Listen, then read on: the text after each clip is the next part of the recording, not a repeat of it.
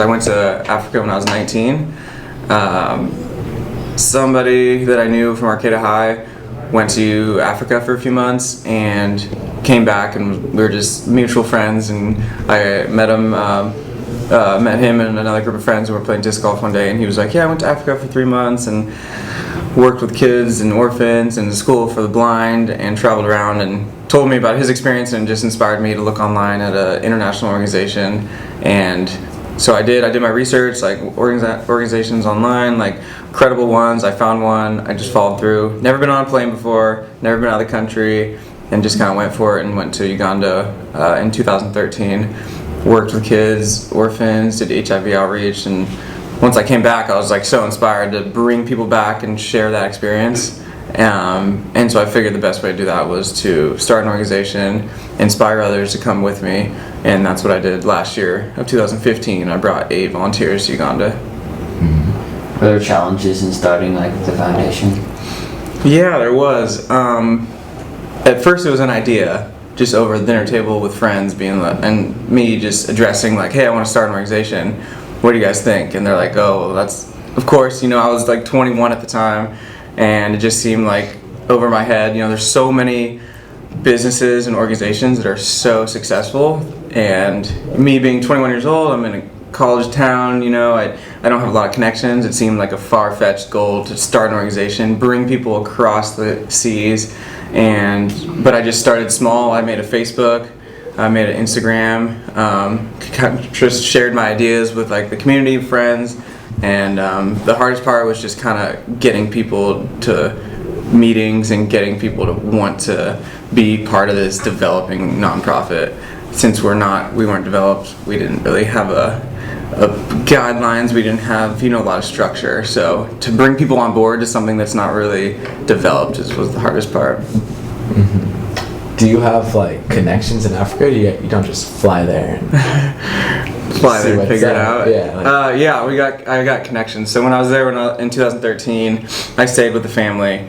The father of the family has access to internet. There's internet cafes over there where you can go and pay $2 and be on the internet for like an hour. So he does that and contacts me every few days, and we just talk, and we have casual conversations, because after my trip in 2013 we just kind of kept in touch every week or two. In 2014 I was like, hey, I got this idea to start an organization to bring people over there to your place, your house. Could you host volunteers if I bring them over there? And he was all for it.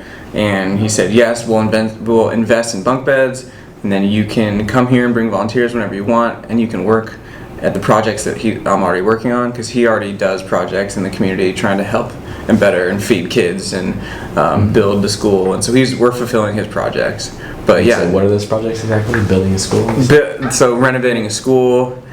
He does village outreach, so there's a lot of village communities that get together every week and they try to raise money together. They grow crops together, they sell crops together. It's very community oriented, so we're kind of fulfilling his goals of creating a lunch program, fixing up the school, getting cows and livestock for the families.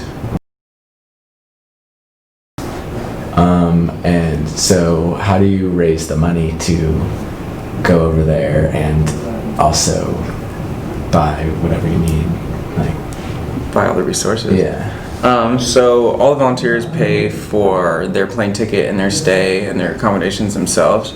So, I have a job, I save up my money, and so I can afford my own plane ticket, along with all the other volunteers. They pay for their own tickets and everything. But as far as fundraising goes and raising money for the projects, it's through social media, marketing, advertising. We buy shirts and sell shirts. We post on Instagram, Facebook, hey, we're trying to raise money for these projects, support if you can, come out to our fundraiser. We've had 2 fundraisers that we raised over $3,000 each fundraiser, so those help out a lot. We go around to local businesses and say, hey, we got 9 volunteers going to Africa this summer, 7 of them graduated from Arcata High, would you want to support us? So, and the owner of Tomo's donated $500 for a cow. The owner of Callow's Salon donated $300 for a cow. A firefighter donated money for a cow. in Arcade of Fire. So just word of mouth and social marketing. Nice. How many times have you been to Africa? 2 times. So 2013 and then last year in 2015. And you plan to go again soon? And then we're going in 2016, yeah, in this June. Nice. You plan on going like every summer? No. Yeah, the plan is to go every June. Every June? Annual trips, yeah. Nice. So I'll be hosting volunteers, and then we have an application process. People who want to go, I give the application to, and it's just like a job application. And they fill out, references and why they want to go, and then we select. How long are you normally there for? 4 weeks. 4 weeks? Yeah, a month, which is enough time for everybody to set into the culture and to complete the projects. Cool. You said you have 9 members. Are there any members who like help you out here but don't travel, or? Yeah, totally. There's been multiple community members that just come to meetings whenever they can.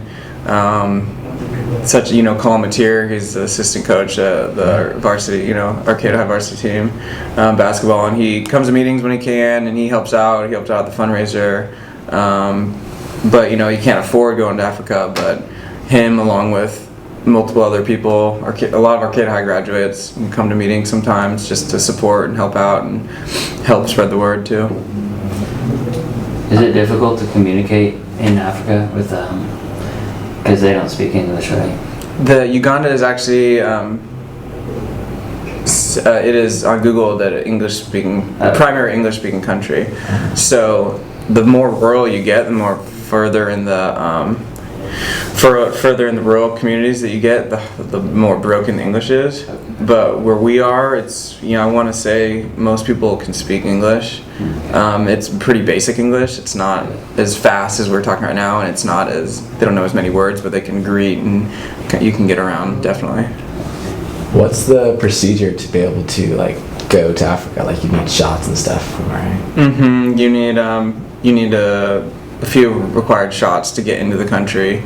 Like only yellow fever you need to get into the country, and then as far as going with our organization, is there any like paperwork you need to fill out, or? Yeah, you need to fill out a release of liability waiver, and then you buy your own plane ticket and you pay for your own stay. But other than that, application, release of liability, and shots. So the money that you raise, does that all go towards like buying like cattle and supplies? That doesn't go to your tickets or anything? It's all out of pocket? Yeah, everything we do is out of pocket. So all the money that we receive from donators and donations are put into a bank account that we just leave there until we get to Africa, and then we'll open it up. And we really try to tell the community and our donators that 100% of your money is going to the projects, because a lot of people think that we use it for our tickets and we use it for our... Yeah. Because that is what some organizations do. You get money and then you use some of it for you and you use some of it for the projects, but we 100% the projects. Wow. What's the location like in Uganda? What's like the scenery there? Yeah, it's on the equator. The equator runs through Uganda, so it's very humid, very hot, very green. There's vegetation growing everywhere. Everything grows, like all fruits, passion fruit, mangoes. The avocados are bigger than our mangoes here. They're like huge. So many food grow. The soil's really rich in iron. It's almost like red. The soil's like red. It's pretty cool. But it's just so vast and dense with green vegetation. Not a lot of tall trees, but a lot of bushes and shorter trees. Cool. Do you guys do like recreational activities with them when you're over there?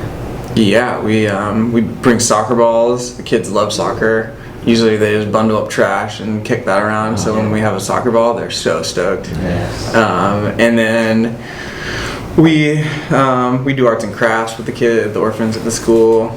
We dance and sing, and with the kids, and just running around and playing with them. And like we bring frisbees and we do that.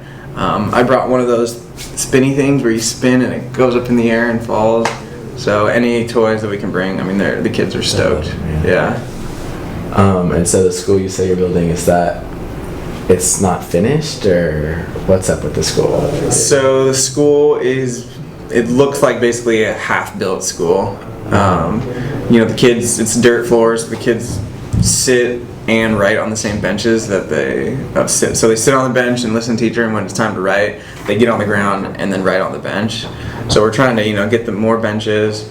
And the kitchen is just like outside, and it's basically they just make a fire every day and put a pot over the fire.